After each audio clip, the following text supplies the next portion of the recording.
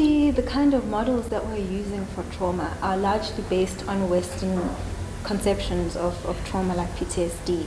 And most people who are working in the field of psychology have found that these conceptions don't really fit with the experiences of people, both in our contexts across the continent.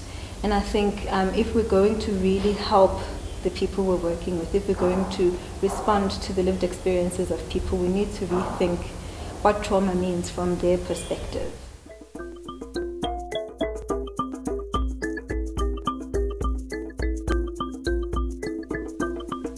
What I've learned in my work is that trauma is not only is not only physical. Trauma has a various dimensions, and you can be affected by trauma. For example, some of the research that I've done about sexual violence in the DRC has shown me that actually, women can be traumatized not only because they have been raped, but also they have lost their livelihoods because they have been raped. They cannot farm their land because they don't have the strength and the physical health, and also because of security reasons they cannot farm the land because that's where they are being raped, and it affects communities. And it traumatizes an entire community because women are the main productive forces in the community. They are the one who feed the community. They are the one who provide the food. For me, people don't have these discrete experiences of trauma. They experience trauma all the time.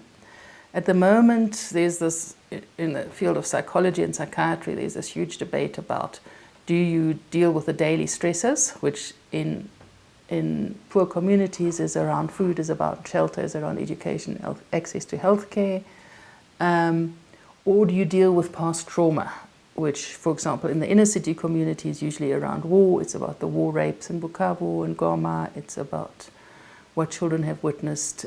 It's about the long journey to South Africa. It's about the xenophobic trauma.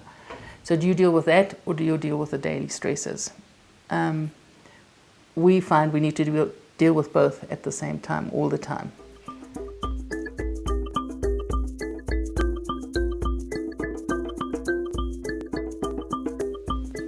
I think separating working with violence against girls and women and HIV doesn't work because it's once again working in smaller parts with an issue that is it's actually an issue that, you know, when a girl has been violated sexually, the first thing we think about is the HIV.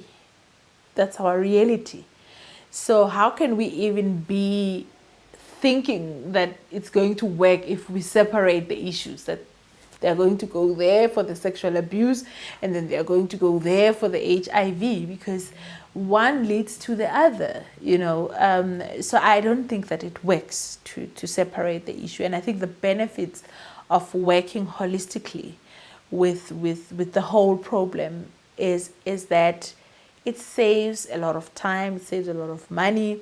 It also saves the child or the woman from a lot of secondary trauma, because sometimes they have to go to this one and then repeat themselves to that one, and then, but if they are being assisted by one service provider, you know, it's easier for them because they know that everything is being done here. And of course there are things that we cannot do, like a medical assessment, but if they know that my counselor has got my back whilst I am going for the medical assessment in terms of what are my rights, what are my responsibilities, I'm going to give her feedback when I come back from the hospital, and she's going to pick up the phone immediately and advocate on my behalf if I have been treated, you know, like nothing, like I don't matter.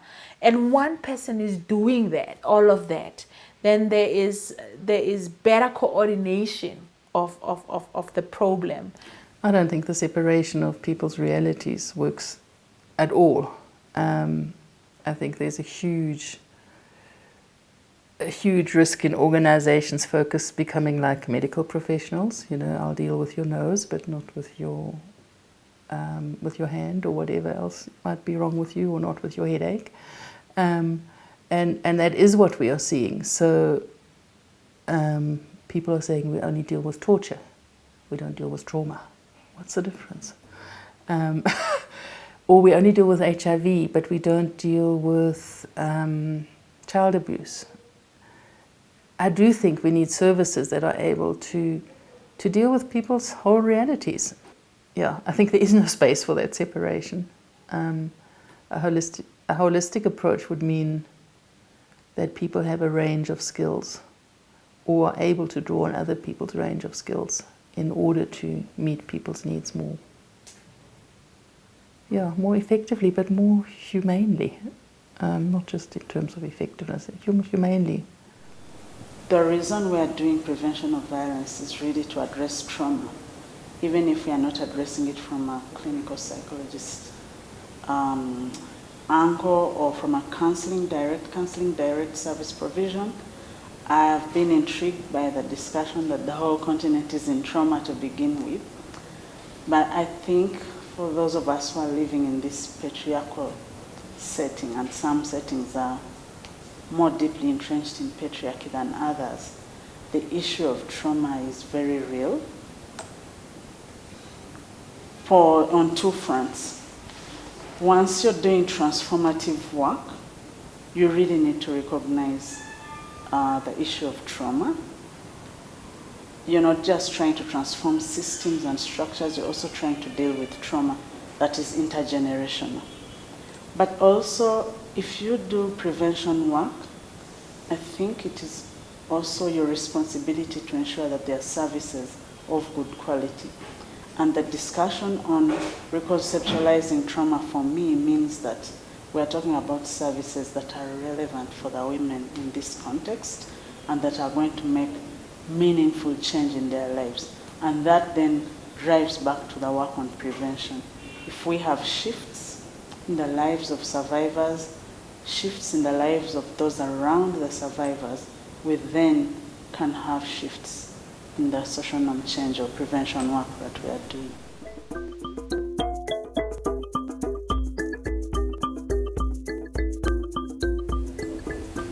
So in my thinking about what transformative is, it's not a response after the fact. It's actually a response that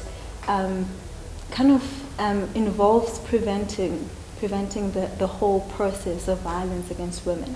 And so transformative approaches to trauma are approaches that are going to have to take seriously what are the real causes of trauma.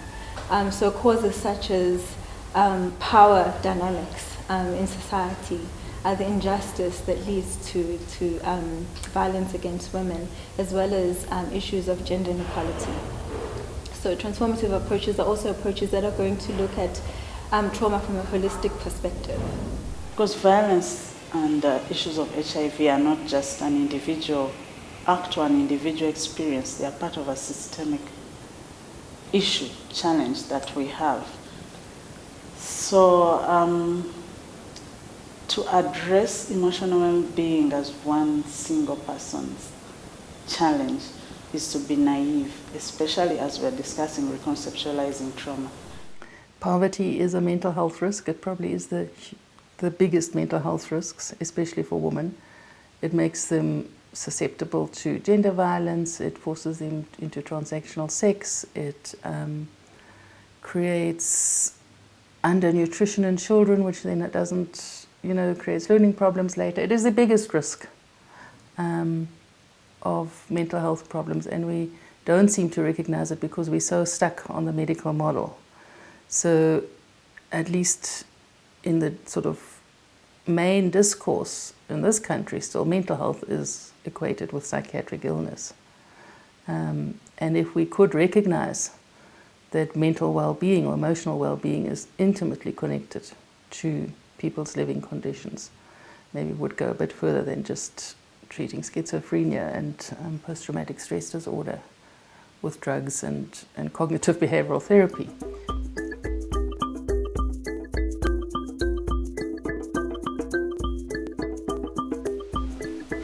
At the center of trauma are issues of power. Power as it's exercised over us as women. Power as in the power that we have or don't have. Power as defined by our context, our culture, our tradition. So we need to take a feminist, approach so as to be able to understand all these different elements that are connected with trauma. The issue of transformation is very central to my heart because I think small project-oriented work is really not doing us any good, and we are going to continue like this for centuries unless if we invest in real transformation.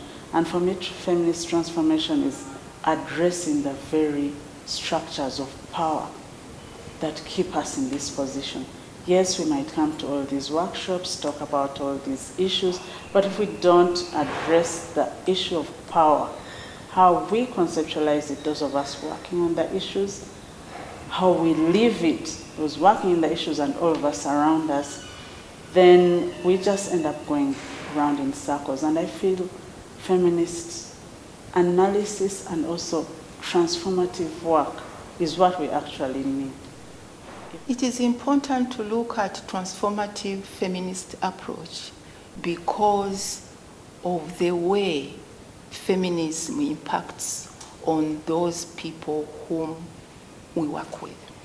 First and foremost, feminist approach is about sisterhood. It is an approach that provides you a space where it's not the feminist who is busy citing what to do. It enables even the victim, as they call them, but I call her the survivor, to actually shape what should be done. The survivor becomes the center of knowledge of what should be done. Why is it that we never ask people when they are traumatized that what would you want me to do? So feminist approach provides that flexibility. It gives time and space. For example, women whom we have worked with since 1996, we are still following them up to today. We also provide them opportunity to tell their own story and the solutions. Feminist approach is one which gives one an ability to know that she can reclaim her own space and dignity. So it's about giving space. It's about knowing that you also have a solution. It's about the survivor knowing that she's safe. It's about the survivor also knowing that nobody is going to point a finger to her. She's not going to be committed to something that she doesn't want. She will choose the kind of approach that she wants to use. For me, it's quite an exciting thing when we are able to work with women, because women's voices historically, culturally, socially, they haven't really been the most important voices. And in counseling, that is the first thing that you get to understand, that my voice is important, because the counselor sits there and allows your voice to grow louder and allows you to weep. Maybe you come from a family where you're not allowed to cry, or you're not given that space, or you're told it's a woman's job, get on with it, or as a caregiver, you come from a context where you're told that a woman is not supposed to rest, and all of a sudden you come to this space and this context where you are told that it's okay to rest, it's okay to sleep, it's okay to take a nap. So I feel excited when we are able to reach women in that way.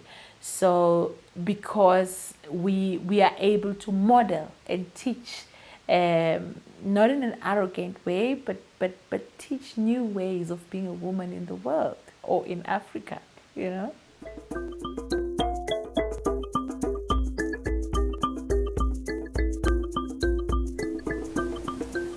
there's one thing that connects all women, it's violence.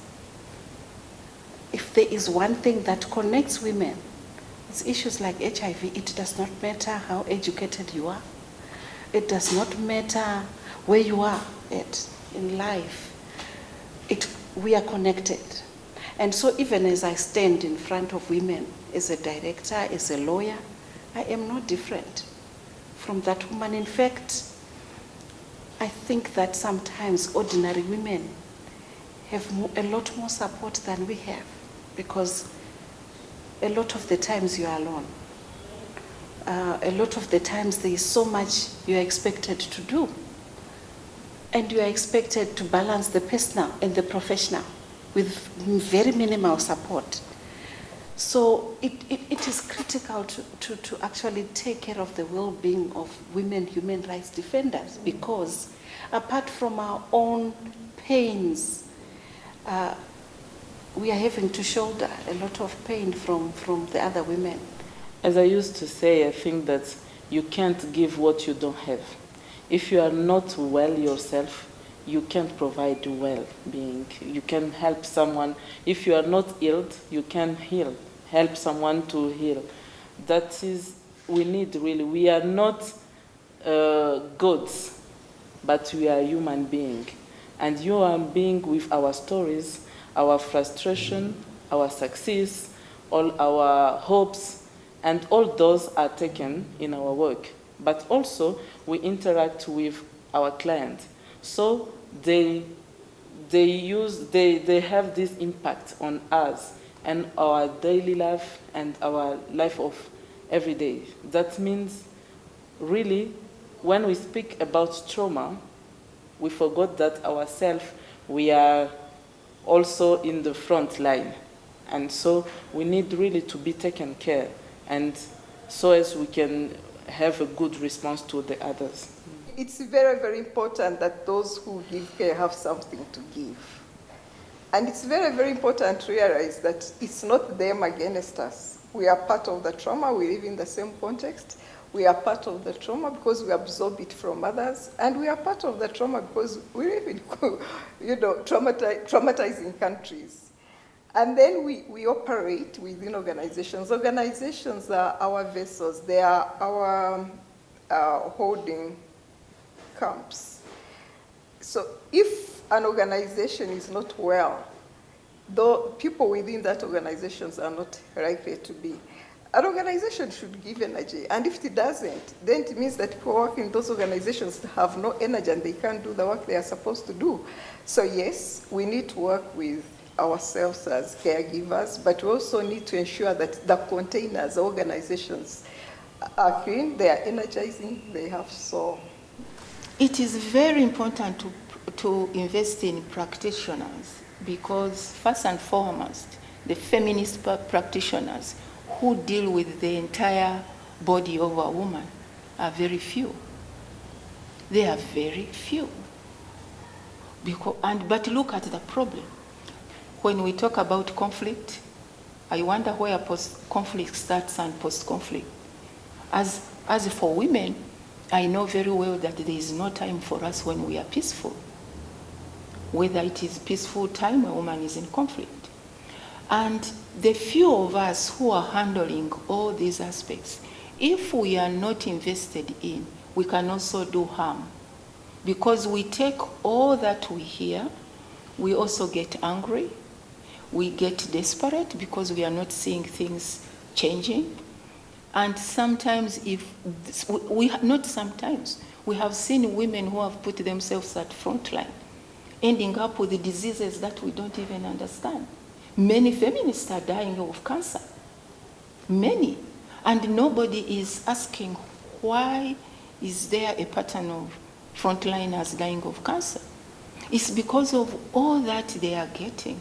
And being few and being transformative in nature, they put their lives on that line without anybody listening to them. So yes, we listen to so many, but who listens to us? Investing in frontliners is like investing in long-term investment for development. Period.